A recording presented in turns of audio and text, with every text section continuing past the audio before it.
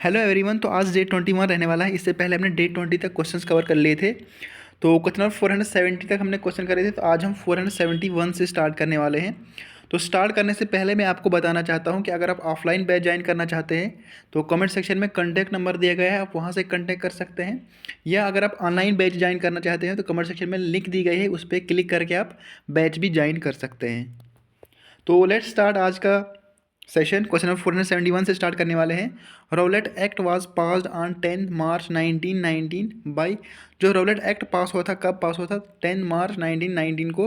और किसने पास करा था इसको? आपके सामने चार ऑप्शन है। तो इसका करेक्ट आंसर जो होगा ऑप्शन बी, यानी कि sir Sidney Rowlatt is the correct answer. तो डेट भी आपको इसके साथ साथ याद रखनी है। रॉलेट एक्ट कब पास हुआ था? 10 मार्च 1919 को जो है ये पास हुआ था। किसने पास करा था? सर सिडनी रॉलेट ने। क्वेश्चन नंबर 472 की बात करते हैं। The Simon Commission sent to India. जो साइमन कमीशन थी इसको इंडिया में कब भेजा गया था? तो आपके सामने चार ऑप्शन है।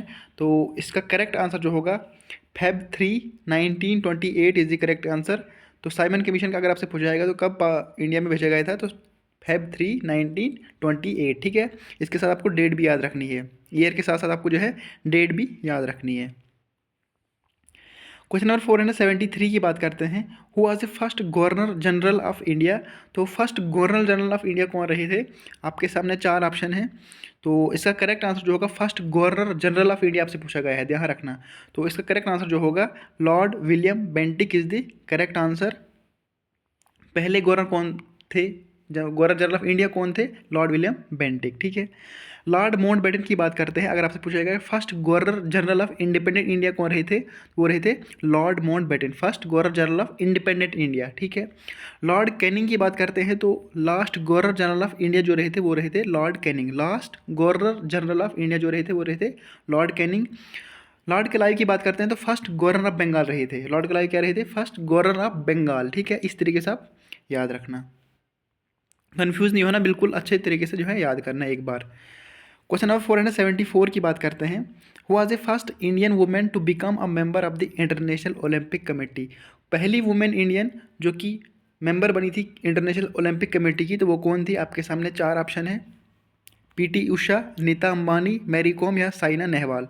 तो इसका करेक्ट आंसर जो होगा Nita Ambani is the correct answer, जो कि पहली Indian women International Olympic Committee की मेंबर बनी थी। ठीक है, वो कौन थी? नीता अंबानी। बाकी पीटी उषा की बात करते हैं तो गोल्डन गर्ल के नाम से इनको जाना जाता है। मैरी कॉम की बात करते हैं तो फेमस बक्सर है ये मैरी कॉम। तो डायरेक्ट आपसे पूछा जा सकता है कि मैरी कॉम किस के रिलेटेड है, तो आप डायरेक्ट आप बता सकते हैं बॉक्सिंग के। साइना नेहवाल की बात करते हैं तो जो है बैडमिंटन के रिलेटेड है। ठीक है, ये भी जो है प्लेयर्स है। क्वेश्चन नंबर 475 की बात करते हैं। Who is known as the flying Sikh of India. तो फ्लाइंग सिख आपसे पूछा गया कि किसको फ्लाइंग सिख बोला जाता है। तो इसका करेक्ट आंसर जो होगा Milkha Singh is the correct answer, जिसको फ्लाइंग सिख ऑफ इंडिया बोला जाता है। ये भी आपको याद रखना है। सचिन तेंदुलकर को मैंने बताया था आपको, इसको मास्टर ब्लास्टर भी बोला जाता है। किसको? सचिन तेंदुलकर को। और लिटिल मास्टर अगर आपसे पूछा है वो किसको बोलते हैं? सुनील गावस्कर को। इतना हो गया। क्वेश्चन नंबर 476 की बात करते हैं। Who is the author of the book golden threshold. जो गोल्डन थ्रेशोल्ड बुक है इसके ऑथर कौन है? तो आपके सामने चार ऑप्शन है।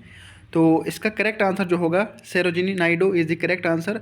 जो गोल्डन थ्रेशोल्ड बुक है इसके ऑथर कौन है? वो है सरोजिनी नायडू। ये भी आपको याद रखना है। क्वेश्चन नंबर 477 की बात करते हैं। Which of the following is known as symbol of love, one of the most famous monument in India. तो सिंबल ऑफ लव आपसे पूछेगा किसको बोला जाता है। आपके सामने चार ऑप्शन है।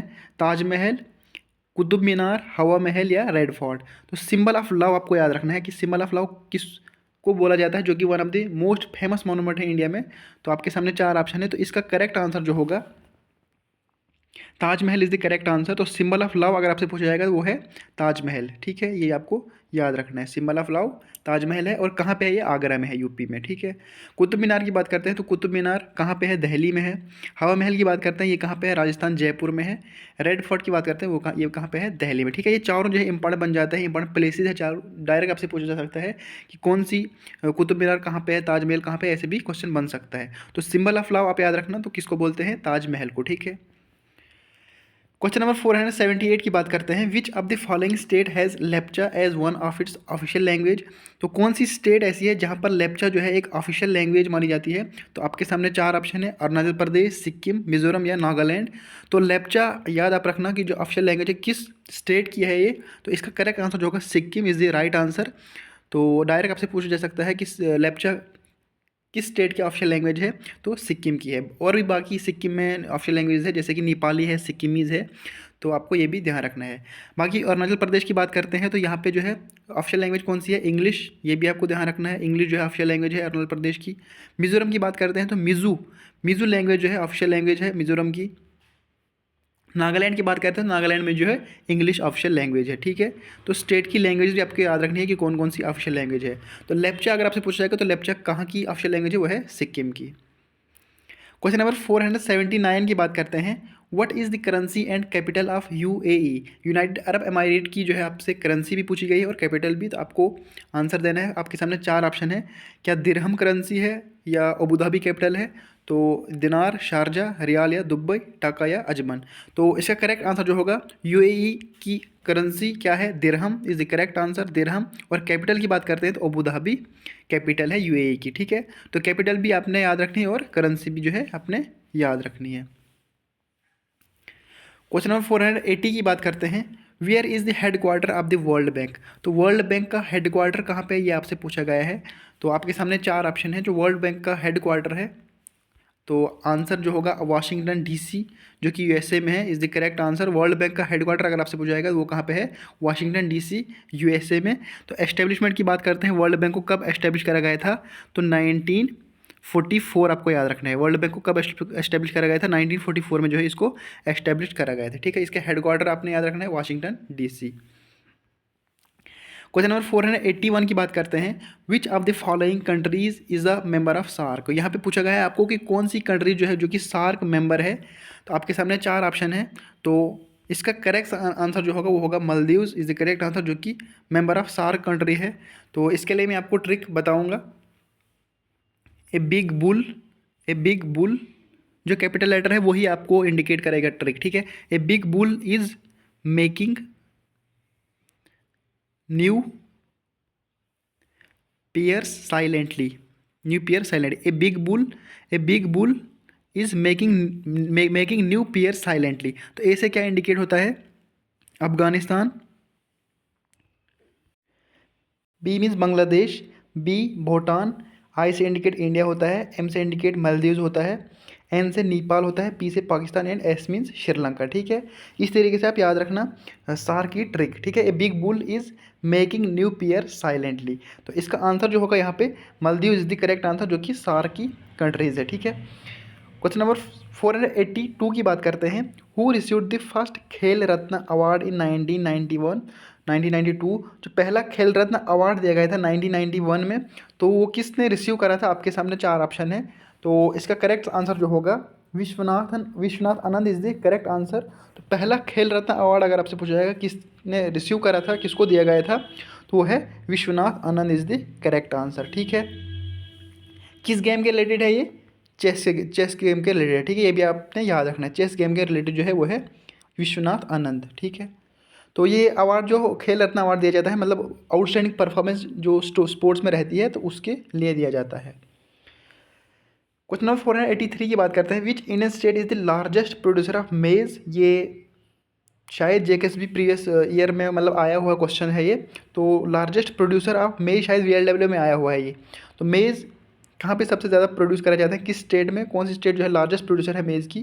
तो आपके सामने चार ऑप्शन है। तो इसका करेक्ट आंसर जो होगा Karnataka is the correct answer, जो कि लार्जेस्ट प्रोड्यूसर है मेज़ का। ठीक है, ये भी आपको ध्यान रखना है। क्वेश्चन नंबर 484 की बात करते हैं। Which day is observed as world environment day globally. तो डायरेक्ट आपसे पूछा गया है कि वर्ल्ड इन्वायरमेंट डे कब बनाया जाता है। तो आपके सामने चार ऑप्शन है, मार्च 22, 5 जून, दिसंबर 1, सितंबर 27। तो इसका करेक्ट आंसर जो होगा, सिंपल सा क्वेश्चन था, तो 5 June is the correct answer. ठीक है, अगर आपसे थीम पूछा जाएगा तो थीम क्या रहा था इस बार का, over land over future we are generation restoration. ठीक है, ये स्लोगन रहा था इस बार का। क्वेश्चन नंबर 485 की बात करते हैं। What is the primary objective of the प्रधानमंत्री आवास योजना। जो प्रधानमंत्री आवास योजना है, इसका प्राइमरी ऑब्जेक्टिव क्या है, आपसे ये पूछा गया है। To provide financial assistance for education, to ensure clean drinking water, to promote affordable housing for all, to improve road infrastructure. तो जो PMAY है, प्रधानमंत्री आवास योजना है, इसका करेक्ट आंसर जो होगा, इसका ऑब्जेक्टिव जो है वो है to promote affordable housing for all. क्या है? To promote affordable housing for all is the correct answer, means option C is the correct answer. Question number 486 की बात करते हैं। Amarnath cave is located in which district, direct आपसे पूछा गया है कि अमरनाथ केव जो है वो कहाँ पे लोकेटेड है, किस डिस्ट्रिक्ट में लोकेटेड है। तो इसका करेक्ट आंसर जो होगा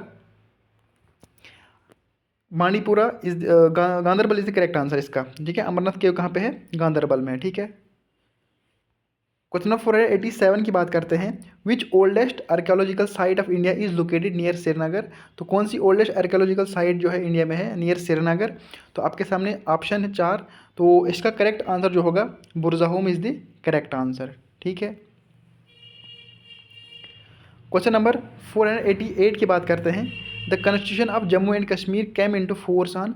जो जम्मू कश्मीर का कॉन्स्टिट्यूशन था वो कब फोर्स में आया था। तो आपके सामने 4 ऑप्शन है।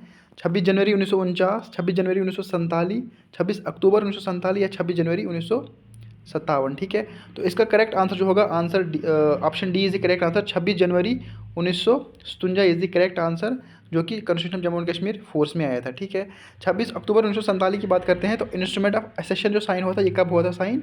तो ये हुआ था 26 अक्टूबर 1947 को। ठीक, किसने करा था साइन? महाराजा हरी सिंह ने। ये भी आपको ध्यान रखना है। क्वेश्चन नंबर 489 की बात करते हैं। Kashmir valley and hills region of Jammu Kashmir UT receives heavy rainfall and snowfall in winter season due to. तो किसके कारण जो है स्नोफॉल, हैवी स्नोफॉल और हैवी रेनफॉल होता है। तो आपके सामने 4 ऑप्शन है। तो इसका करेक्ट आंसर जो होगा western disturbance is the correct answer. ठीक है, किसकी वजह से होता है? वेस्टर्न डिस्टर्बेंस की वजह से होता है। क्वेश्चन नंबर 490 की बात करते हैं।